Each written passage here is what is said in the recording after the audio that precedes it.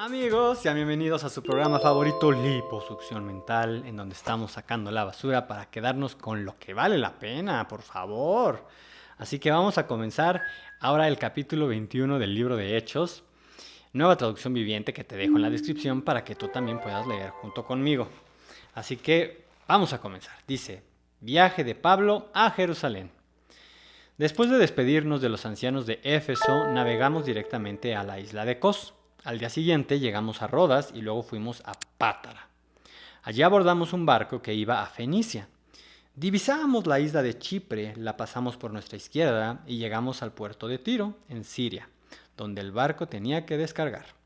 Desembarcamos, encontramos a los creyentes del lugar y nos quedamos con ellos una semana. Estos creyentes profetizaron por medio del Espíritu Santo que Pablo no debía seguir a Jerusalén. Cuando regresamos al barco al final de esa semana, toda la congregación, incluidos las mujeres y los niños, salieron de la ciudad y nos acompañaron a la orilla del mar. Allí nos arrodillamos, oramos y nos despedimos. Luego abordamos el barco y ellos volvieron a casa. Después de dejar Tiro, la siguiente parada fue Tolemaida, donde saludamos a los hermanos y nos quedamos un día. Al día siguiente, continuamos hasta Cesarea y nos quedamos en la casa de Felipe el Evangelista, uno de los 7 hombres que habían sido elegidos para distribuir los alimentos. Tenía 4 hijas solteras que habían recibido el don de profecía. Varios días después llegó de Judea un hombre llamado Ágabo, quien también tenía el don de profecía. Se acercó, tomó el cinturón de Pablo y se ató los pies y las manos. Luego dijo, el Espíritu Santo declara, de esta forma será atado el dueño de este cinturón por los líderes judíos en Jerusalén y entregado a los gentiles. Cuando lo oímos, tanto nosotros como los creyentes del lugar le suplicamos a Pablo que no fuera a Jerusalén. Pero él dijo, ¿por qué todo este llanto? Me parte en el corazón. Yo estoy dispuesto no solo a ser encarcelado en Jerusalén, sino incluso a morir por el Señor Jesús. Al ver que era imposible convencerlo, nos dimos por vencidos y dijimos, que se haga la voluntad del Señor. Qué grueso, ¿no? O sea, aquí ya, vemos toda esta narración sobre cómo fueron pasando, tomando barcos, desembarcando, visitando a algunos de los creyentes, cómo algunos en el lugar donde llegaron, en Tiro, unos creyentes profetizaron por medio del Espíritu Santo que Pablo no debía seguir a Jerusalén. ¿Por qué? Porque estaban advirtiendo o anunciando que Pablo iba a recibir ahí, iba a ser apresado. Y ahorita que estaba yo estudiando y estaban aquí las notas, decía, ¿será que Pablo, o podríamos llegar a la pregunta de que ¿sería que Pablo desobedeció al Espíritu Santo empecinándose en ir a Jerusalén? Porque el Espíritu Santo le estaba advirtiendo que no fuera. Pero realmente lo que el Espíritu Santo estaba haciendo era advirtiendo de lo que iba a suceder, como para que todo el mundo estuviera preparado, para que todo el mundo supiera qué es lo que iba a suceder. Y en este caso a Pablo Dios ya le había advertido lo que iba a suceder, pero Pablo sabía que le era necesario ir ahí. Que a Pablo sabía y estaba determinado a ir a Jerusalén porque tenía que cumplir una misión, que es lo que vamos a ver después. Todavía en este momento no era claro lo que iba a suceder, más que Pablo iba a ser apresado. Pero todo lo que viene después tiene un plan también, tiene un impacto histórico también. Por lo tanto, pues todos estaban muy tristes. Todo el mundo, cuando tú amas a alguien, cuando tú quieres a alguien, obviamente no quieres que le vaya mal. Entonces ellos estaban buscando la manera en que evitar que Pablo fuera. Pero a Pablo Dios ya le había dicho y le había determinado en su corazón que siguiera, que tenía un propósito, ¿no? Bueno. Por lo tanto, cuando llegaron aquí a Cesarea, que continuaron, llegaron con este Felipe, el que habló con el eunuco y que fue teletransportado por el Espíritu Santo, Felipe que inició una congregación, que ya estaba a cargo de una congregación enorme y Dios le dijo, ¿sabes qué? Necesito que sigas predicando y que dejes esta congregación y la encargues, la delegues ya a otras personas y te necesito evangelizando. Por eso aquí lo menciona que es Felipe el evangelista. Y este Felipe tenía estas 4 hijas solteras que habían recibido el don de profecía. Y aquí lo que vemos es que Dios no discrimina entre hombres y mujeres. Que en el principio, cuando hubo el castigo sobre el pecado con Adán y Eva, bueno, sobre Adán y Eva a causa del pecado, hubo una maldición que cayó tanto en el hombre y en la mujer.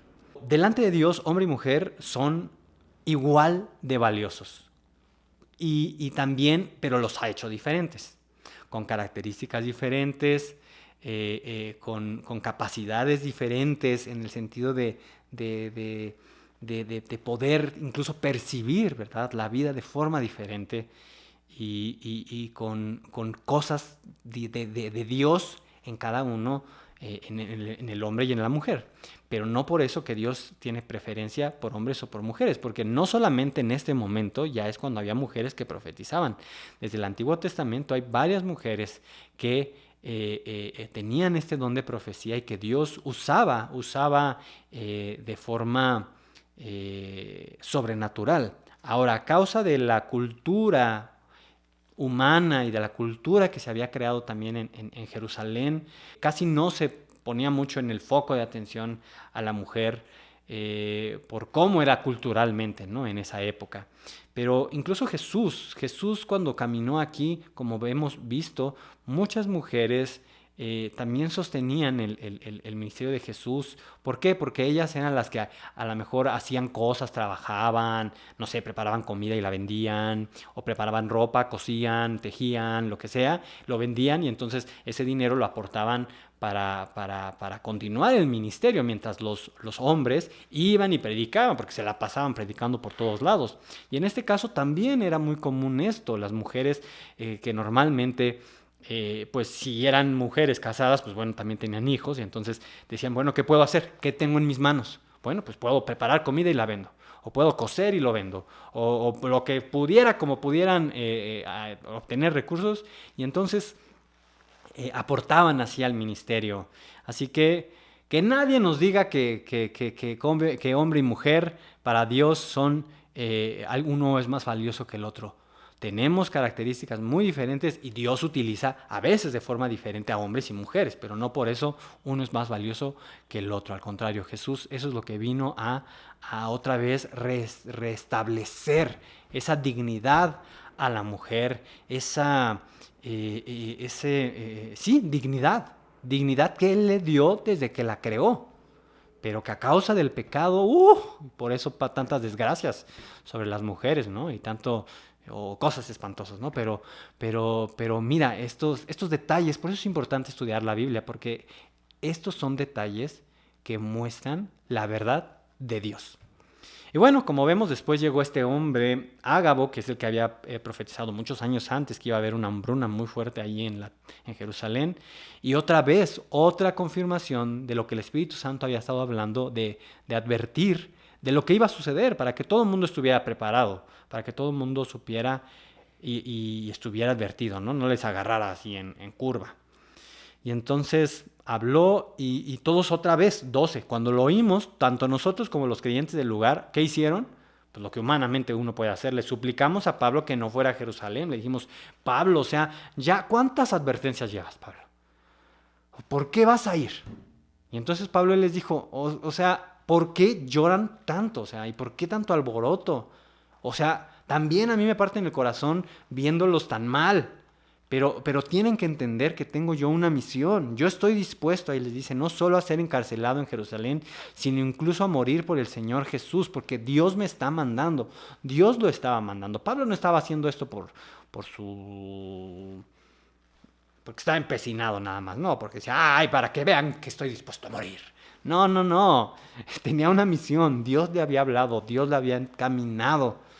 Tal vez no sabía él todo el panorama, como después vamos a ver lo que pasó, pero Dios le había hablado y tenía que ser de esa forma. Bueno, dice, al ver que era imposible convencerlo, nos dimos por vencidos y dijimos, por eso dijeron, que se haga la voluntad del Señor. Qué cosa, qué grueso todo esto. Y mira todo lo que aprendimos en este día, ¿no? Todo lo que Dios nos estuvo hablando. y es la determinación de este Pablo cuando tenía un propósito eterno y una palabra de Dios. Y mira, aquí estaba estudiando, y con esto voy a terminar, cómo cuando Dios tiene un propósito y cuando estamos en la voluntad de Dios y pasamos dificultades, obviamente nadie quiere pasar dificultades, ¿no? Pero Dios te da la fuerza y Dios te da la capacidad para soportar ese obstáculo, esa dificultad, cuando estás en su cumplimiento, en el propósito que Él te ha dado. Y rápidamente yo te cuento que durante muchos años mi familia, mis papás y yo estábamos siguiendo una palabra que Dios había puesto había hablado a mi papá, a mi mamá y a mí también, y después la confirmó el Señor por medio de una sierva de Él. Y pues dijimos, Señor, pues te obedecemos. Tú dijiste esta palabra, nosotros la vamos a seguir. Y siguiendo esa palabra, por cómo se fueron dando las cosas, fueron casi 7 años en donde tuvimos que estar separados por cómo se fueron dando las cosas, ¿no? Siguiendo la palabra que Dios nos había dado. Y cuando lo veo en perspectiva, pues bueno, en el año, en pensar en el pasado, la verdad fue, pues dices, ¿cómo aguantamos tantos años así? O sea, sí nos veíamos, pero hubo un año en el que vi 2 veces a mi papá en todo el año y la verdad Dios nos dio la fuerza, Dios nos dio la fortaleza. Ya el último año ya sí fue un poco más pesado, pero es porque ya se acercaba el tiempo en que otra vez estuviéramos juntos para servirle juntos, para seguir haciendo el propósito que Él nos dio como familia. Y yo te puedo testificar de que Dios realmente te fortalece, te da la capacidad para cuando estás en ese tiempo y siguiendo el plan de Dios, te fortalece. No que uno se la pasa así rascándose la panza, no. Pero te da la capacidad para poder seguir adelante cumpliendo el propósito que Él tiene. Así que el Espíritu Santo te llene y que el Espíritu Santo te dirija para que cumplas el propósito que Él te ha dado. Porque créeme que vas a vivir plenamente y que vas a disfrutar cosas increíbles cuando estás en el propósito de Dios. Y que no se acaba. Mientras tenemos vida en esta tierra, hay propósito de Dios. Y no nos conformemos con lo que ya tenemos ahorita. Sigamos buscando más de Dios, más del reino de Dios, más del reino de Dios, que se manifieste más y que Dios seamos más útiles todavía, que el propósito de Dios siga avanzando en nuestras vidas, que sigamos cumpliendo el propósito de Dios que ha puesto en nuestras vidas. Así que nos vemos mañana en otro episodio de Liposucción Mental, en su programa favorito. Adiós.